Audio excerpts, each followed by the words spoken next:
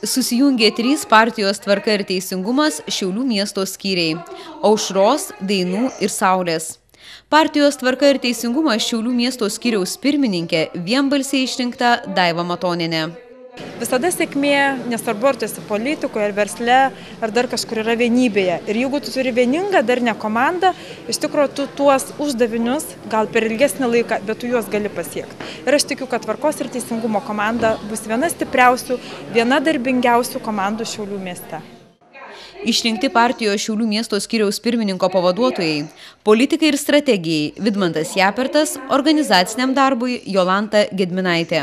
Susirinkimo dalyviai išrinko partijos komitetų pirmininkus ir 36 poskyrių vadovus. Suformuota valdyba. Daiva Matonienė tikisi, kad valdyba bus aktyvi ir daug nuveiks. Dabar partijos Tvarka ir teisingumas Šiaulių skyriuje yra beveik 600 narių.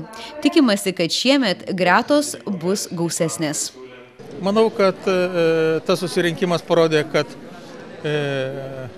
mes pasirengę įtikinti šiauliečius, kad nėra geresnės jėgos Šiauliuose negu Tvarka ir teisingumas ir jo tos partijos iškelti kandidatai.